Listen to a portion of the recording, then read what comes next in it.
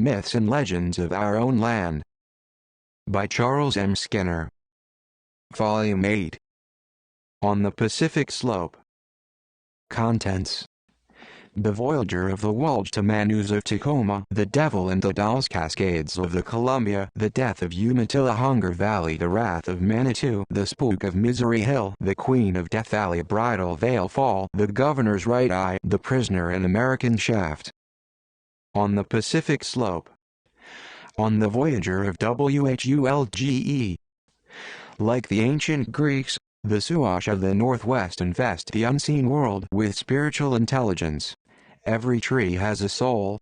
The forests were peopled with good and evil genii, the latter receiving oblation at the devil dances, for it was not worth while to appease those already good, and the mountains are the home of Tamanuzes, or guardian spirits, that sometimes fight together, as, when the spirits of Mount Tacoma engaged with those of Mount Hood, fire and melted stone burst from their peaks, their bellowing was heard afar, and some of the rocks flung by Tacoma fell short, blocking the Columbia about the dolls. Across these fantastic reports of older time there come echoes of a later instruction, adapted and blended into native legend so that the point of division cannot be indicated, such as that of the mysterious Voyager of the Waltzman, the Suash name for the sound that takes the name of Puget from one of Vancouver's officers. Across this body of water the stranger came in a copper canoe that borrowed the glories of the morning.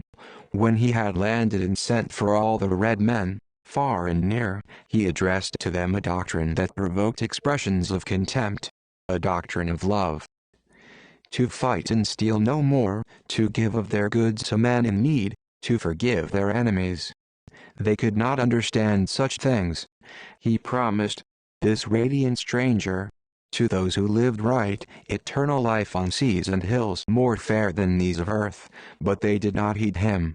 At last, wearying of his talk, they dragged him to a tree and nailed him fast to it, with pegs through his hands and feet, and jeered and danced about him, as they did about their victims in the devil dance, until his head fell on his breast and his life went out. A great storm, with thunderings and earthquakes. They took the body down and would have buried it, but, it arose to its feet, as the sun burst forth, and resumed its preaching. Then they took the Voyager's word for truth and never harmed him more, while they grew less warlike as each year went by until, of all Indians, they were most peaceable. Tamanus of Tacoma. Mount Tacoma has always been a place of superstitious regard among the Suash savage of the Northwest. In their myths it was the place of refuge for the last man when the Waltzman was so swollen after long rain that its waters covered the earth. All other men were drowned. The waves pursued the one man as he climbed, rising higher and higher until they came to his knees, his waist, his breast. Hope was almost gone, and he felt that the next wave would launch him into the black ocean that raged about him, when one of the Tamanuses of the peak, taking pity on him, turned his feet to stone. The storm ceased, and the waters fell away. The man still stood there, his feet a part of the peak, and he mourned that he could not descend to where the air was balmy and the flowers were opening. The spirit of all things came and bade him sleep, and, after his eyes were closed, tore out one of his ribs and changed it to a woman. When lifted out of the rock the man awoke, and, turning with delight to the woman, he led her to the seashore, and there in a forest bower they made their home. There the human race was recreated. On the shore of the Waltzman after years lived an Indian miser, rare personage, who dried salmon and jerked the meat that he did not use, and sold it to his fellow men for hiaqua, the wampum of the Pacific tribes. The more of this treasure he got, the more he wanted, even as if it were dollars. One day, while hunting on the slopes of Mount Tacoma, he looked along its snow fields, climbing to the sky, and, instead of doing homage to the Tamanus, or divinity of the mountain, he only sighed, "If I could only get more hiaqua." Sounded a voice in his ear, "Dare you go to my treasure caves?" "I dare," cried the miser. The rocks and snows and woods roared back the words so quick and echoes that the noise was like that of a mountain laughing. The wind came up again to whisper the secret in the man's ear, and with an elk horn for pick and spade he began the ascent of the peak. Next morning he had reached the crater's rim, and, hurrying down the declivity, he passed a rock shaped like a salmon, next, one in the form of a camel's root, and presently a third in likeness of an elk's head. "'Tis a man who has spoken," he exclaimed, as he looked at them. At the foot of the elk's head he began to dig. Under the snow he came to crusts of rock that gave a hollow sound, and presently he lifted a scale of stone that covered a cavity brimful of shells more beautiful, more precious, more abundant than his wildest hopes had pictured. He plunged his arms among them to the shoulder. He laughed and fondled them, winding the strings of them about his arms and waist and neck and filling his hands. Then, heavily burdened, he started homeward. In his eagerness to take away his treasure he made no offerings of hiaqua strings to the stone tamanuses in the crater, and hardly had he begun the descent of the mountain's western face before he began to be buffeted with winds. The angry god wrapped himself in a whirling tower of cloud and fell upon him, drawing darkness after. Hands seemed to clutch at him out of the storm. They tore at his treasure, and, in despair, he cast away a cord of it in sacrifice. The storm paused for a moment, and when it returned upon him with scream and flash and roar he parred with another. So, going down in the lulls, he reached timber just as the last handful of his wealth was wrenched from his grasp and flung upon the winds. Sick in heart and body, he fell upon a moss heap, senseless. He awoke and arose stiffly, after a time, and resumed his journey. In his sleep a change had come to the man. His hair was matted and reached to his knees. His joints creaked. His food supply was gone.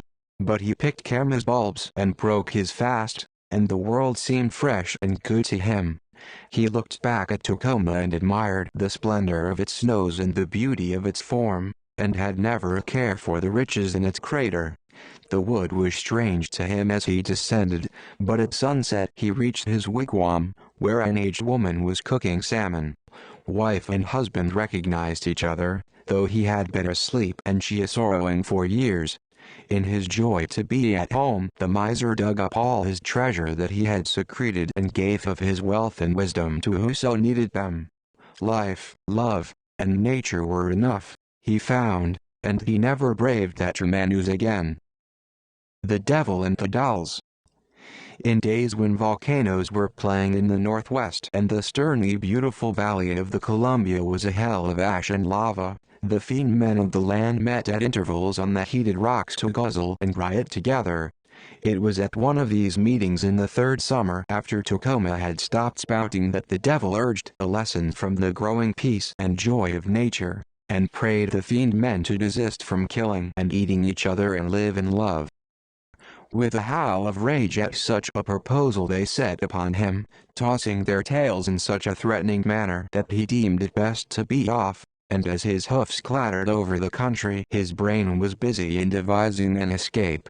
Nearing the mountain bulwarks of an inland sea, whose breakers' rhythmic roar he heard above the yells of his pursuers, a hope came into his head, and new vigor into his tail, though you might have thought the latter accession was not needed, for his tail was of prodigious length and strength.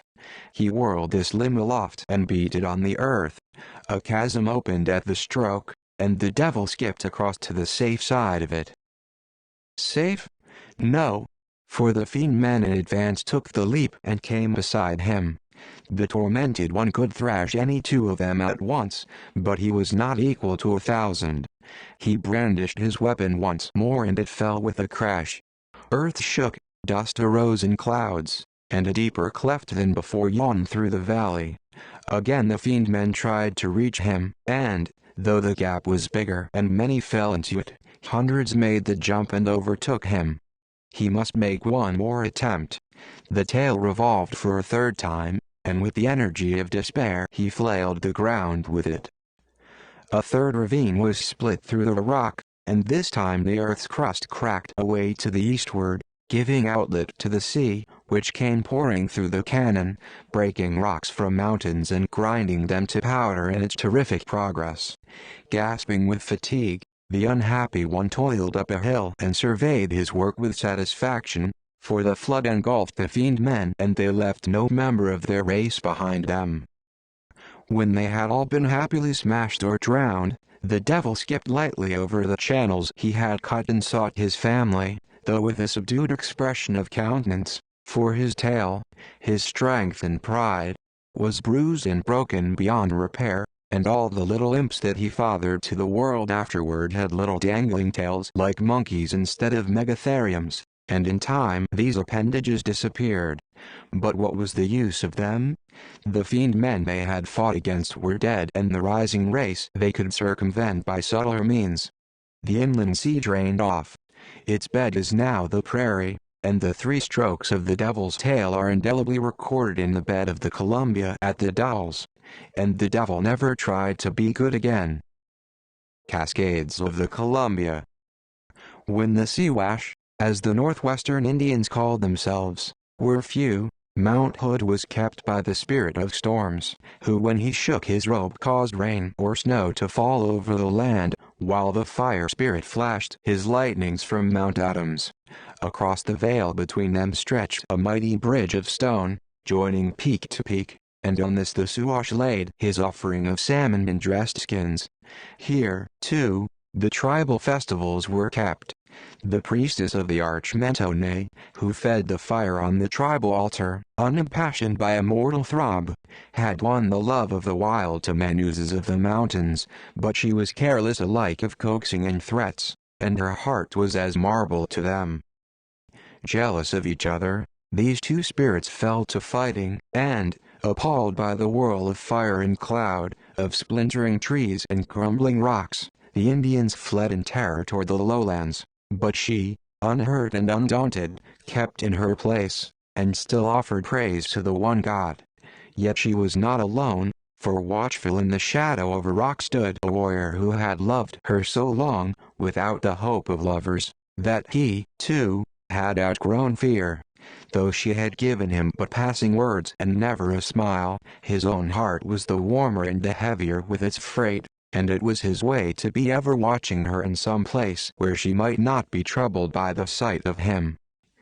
The war waxed fiercer, and at last the spirits met at the center of the arch, and in roar and quake and deluge the great bridge swayed and cracked.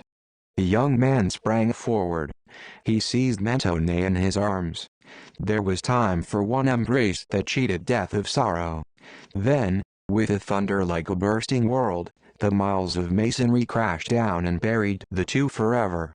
The Columbia leaps the ruins of the bridge in the rapids that they call the Cascades, and the waters still brawl on, while the sulky Tamanuses watch the white Ned floods from their mountain tops, knowing that never again will they see so fair a creature as Mentone. The death of Umatilla. Umatilla, chief of the Indians at the Cascades of the Columbia, was one of the few red men of his time who favored peace with the white settlers and lent no countenance to the fierce revels of the potlatch. In these feasts of gifts the savages, believing themselves to be possessed by the spirit, lashed themselves into a frenzy that on several occasions was only quieted by the shedding of blood. Black Eagle's Feather, or Benjamin, as he was called by the settlers, was the only one of the children of the old chief who survived a summer of plague, and on this boy Umatilla had put all his hopes and affections.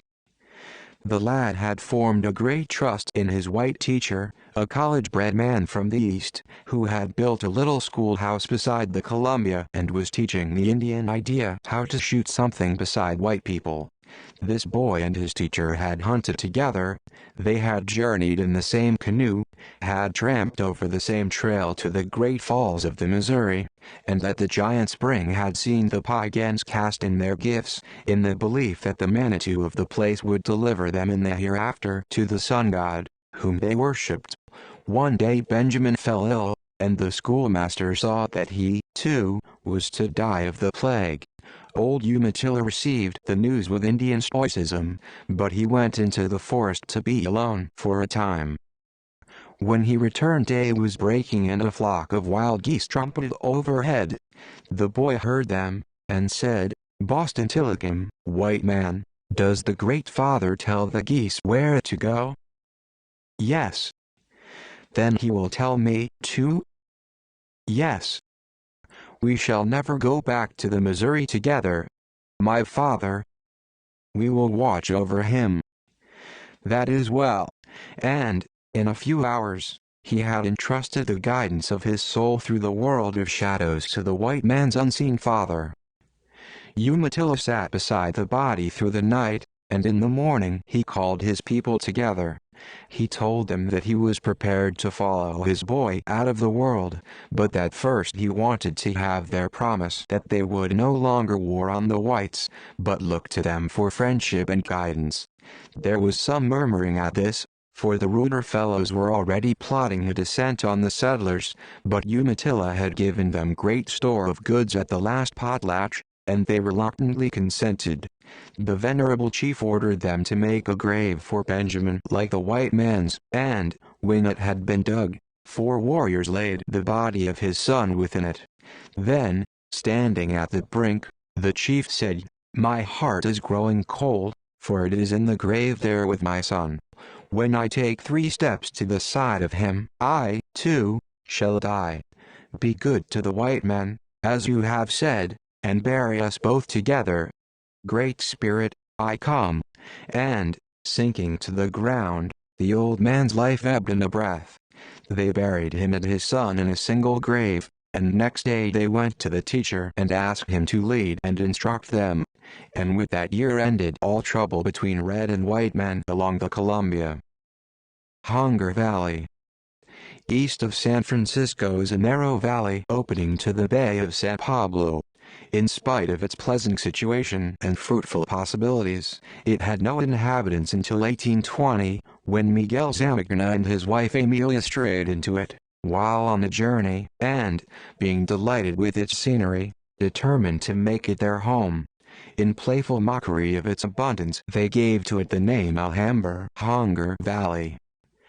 After some weeks of such hardship as comes to a Mexican from work, Miguel had built an adobe cabin and got a garden started, while he caught a fish or shot a deer now and then, and they got on pretty well. At last it became necessary that he should go to Yerba Buena, as San Francisco was then called, for goods. His burros were fat and strong, and there should be no danger. Amelia cried at being left behind, but the garden had to be tended, and he was to be back in exactly 3 weeks. She waited for 22 days, then, her anxiety becoming unendurable, she packed an outfit on a burro and started on the trail.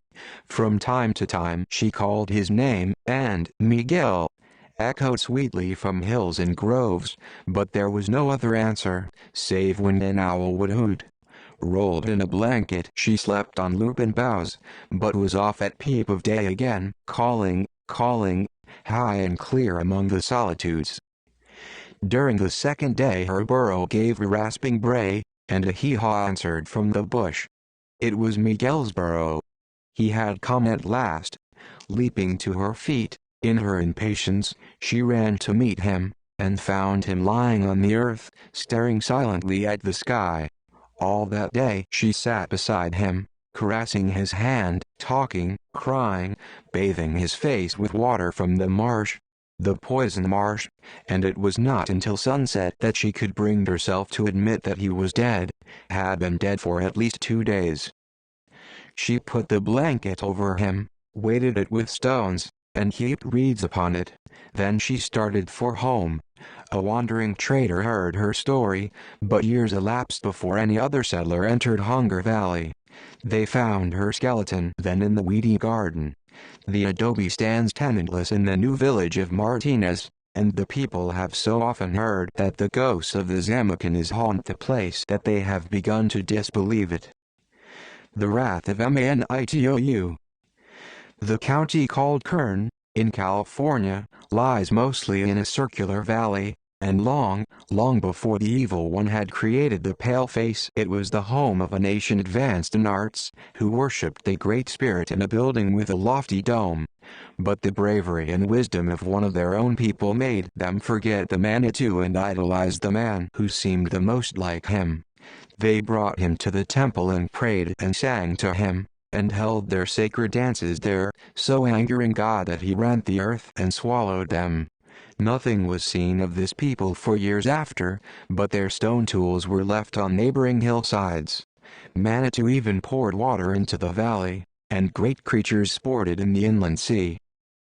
But, ere long, he repented his anger, and, in a fit of impatience at what he had done, he threw up quantities of earth that smoked with heat, and thus created the Sierra Nevada, while he broke away the hills at the foot of the lake, and the waters drained into the sea at the Golden Gate.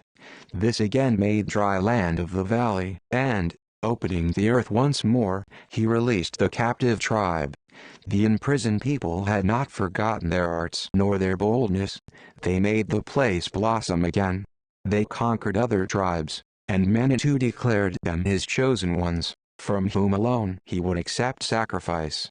But their chief became so ambitious that he wanted to supplant the Manitou in the worship of the people, and finally, in a lunacy of self-conceit, he challenged the god to single combat. Under pretense of accepting the challenge, the Great Spirit set the offenders to wander through the desert until they reached a valley in the Sierras, opposite Tehachapi, where he caused them to be exterminated by a horde of savages from the Mojave Desert. Then, in a fit of disgust at refractory humanity, he evoked a whirlwind and stripped away every living thing from the country of the savages, declaring that it should be empty of human beings from that time forward. And it was so. The Spook of Misery Hill. Tom Bowers, who mined on Misery Hill, near Pike City, California, never had a partner, and he never took kindly to the rough crowd about the place. One day he was missing. They traced his steps through the snow from his cabin to the brink of a great slope where he had been prospecting, but there they vanished, for a landslide had blotted them out. His body was exhumed far below and decently buried, yet it was said that it was so often seen walking about the mouth of his old shaft that other men avoided the spot. Thriftless Jim Brandon, in a spasm of industry, began work on the abandoned mine, and for a while he made it pay, for he got money and squared accounts with his creditors. But after a time it appeared that somebody else was working on the claim, for every morning he found that the sluice had been tampered with and the water turned on. He searched for the trespasser in vain, and told the boys that if they called the joking it had grown tiresome. One night he loaded his rifle, and, from a convenient nook, he watched for the intruder. The tamaracks crooned in the wind, the Yuba mumbled in the cannon, the Sierras lay in a line of white against the stars. As he crept along to a point of better vantage, he came to a tree with something tacked on it, something that shone in the dark like a match. In its own light he read, "Notice. I, Thomas Bowers, claim this ground for placer mining." Raising his hand to tear off the paper, he was amazed to feel a thrill pass through it, and his arm fell palsied at his side. But the notice was gone. Now came the sound of water flowing, and, as he angrily caught his gun and turned toward the sluice, the letters shone again in phosphorescence on the tree. There was the sound of a pick in the gravel now, and, crawling stealthily towards the sluice, he saw, at work there, Tom Bowers, dead, lank, his head and face covered with white hair, his eyes glowing from black sockets. Half unconsciously Jim brought his rifle to his shoulder and fired. A yell followed the report, then the dead man came running at him like the wind, with pick and shovel in either hand. Away went Brandon, and the specter followed, uphill, in and out of woods, over ditches, through scrub, on toward Pike City.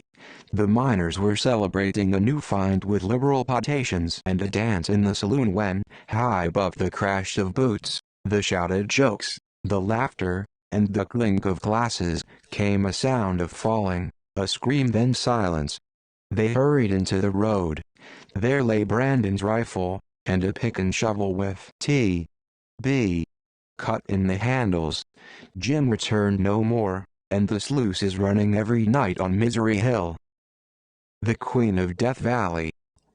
In the southern part of California, near the Arizona line, is the famous Death Valley, a tract of arid, alkaline plain hemmed in by steep mountains and lying below the level of the sea. For years it was believed that no human being could cross that desert and live, for horses sink to their knees in drifts of soda dust. There is no water, though the traveler requires much drink, and the heat is terrific. Animals that die in the neighborhood mummify, but do not decay, and it is surmised that the remains of many a thoughtless or ignorant prospector lie bleached in the plain. On the east side of Dead Mountain are points of white Ned rock that at a distance look like sheeted figures, and these, the Indians say, are the ghosts of their brethren. In the heart of this desert is said to be the ruin of a pueblo, or village, though the shape and size of it suggest that it was made for a few persons rather than for a tribe or family. Long ago, the tale runs, this place of horrors was a fair and fertile kingdom, ruled by a beautiful but capricious queen. She ordered her subjects to build her a mansion that should surpass those of her neighbors, the Aztecs, and they worked for years to make one worthy of her, dragging the stones and timbers for miles. Fearing lest age, accident, or illness should forbid her to see the ending of her dream, she ordered so many of her subjects to assist that her tribe was reduced to practical slavery. In her haste and heartlessness she commanded her own daughter to join the bearers of burdens, and when the toilers flagged in step in the noonday heat she strode among them and lashed their naked backs. As royalty was sacred, they did not complain, but when she struck her daughter the girl turned, threw down her load of stone, and solemnly cursed her mother and her kingdom. Then, overcome by heat and weariness, she sank to the earth and died. Vain the regrets and lamentations of the queen.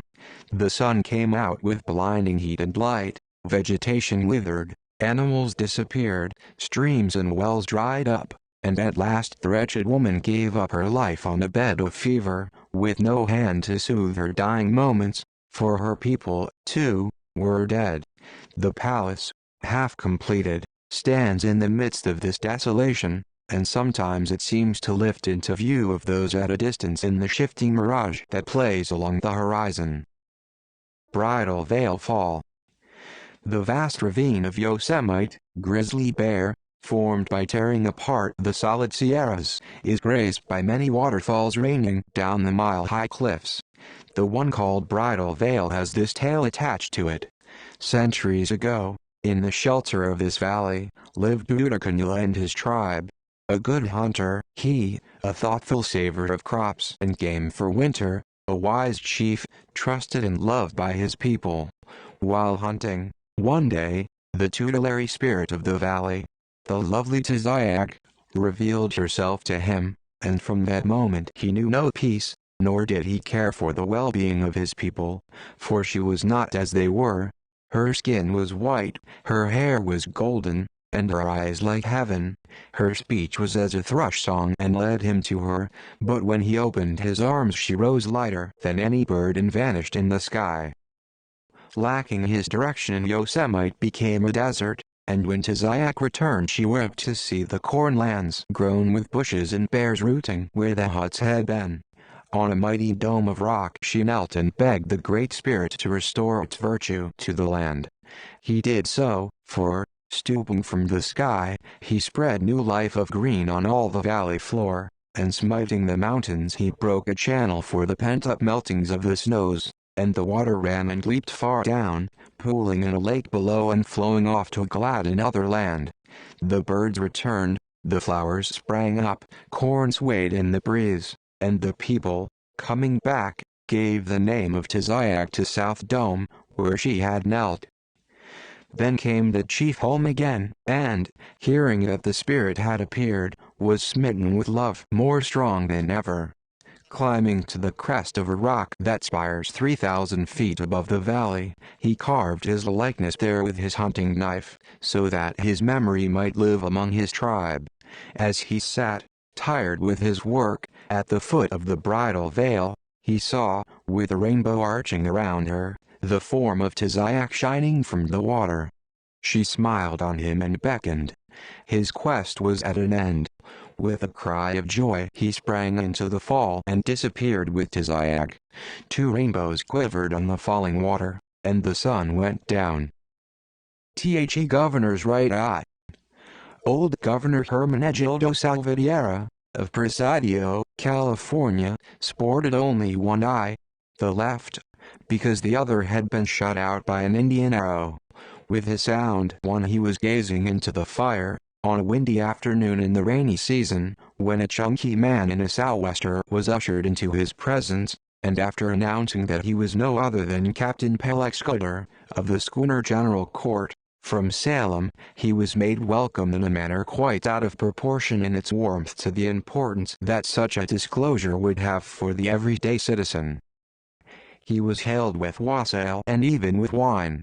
The joy of the commandant was so great that at the 3rd bowl he sang a love ballad, in a voice somewhat cracked, and got on the table to teach the Yankee how to dance the cachuca. The law forbade any extended stay of Americans in Spanish waters, and the General Court took herself off that very night. For this, mind you, was in 1797, when the Spaniard ruled the farther coast. Next day Salvatierra appeared before his astonished people with a right eye. The priests attached to the fort gave a special service of praise, and told the miracle to the red men of their neighborhood as an illustration of the effect of goodness, prayer, and faith. People came from far and near that they might go to church and see this marvel for themselves. But, alas, for the governor's repute for piety! It soon began to be whispered around that the new eye was an evil one, that it read the deepest thoughts of men with its inflexible, cold stare, that under its influence some of the fathers had been betrayed into confessing things that the commandant had never supposed a clergyman to be guilty of. The people feared that eye, and ascribed such rogueries to the old man as had been entirely foreign to his nature hitherto.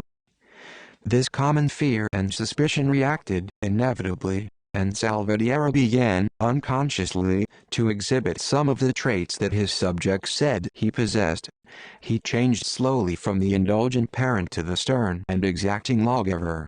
He did not know, however, what the people had been saying about him, and never suspected that his eye was likely to get him into trouble. It was a warm night and he had gone to bed with his windows open, windows that opened from his garden, and were level, at the bottom, with the floor. A shadowy form stole along the gravel path and entered one of these windows. It was that of a mission Indian. He had gathered from the talk of the faithful that it would be a service to the deity as well as to men to destroy the power of that evil eye. He came beside the bed and looked attentively at the governor, sleeping there in the light of a candle. Then he howled with fright. Howled so loudly that the old man sprang to his feet, for while the left eye had been fast asleep the evil one was broad awake and looking at him with a ghostly glare. In another second the commandant was at the window whirling his trusty Toledo about his head, lopping ears and noses from the red renegades who had followed in the track of the first. In the scrimmage he received another jab in the right eye with a fist. When day dawned it was discovered, with joy, that the evil eye was darkened, and forever.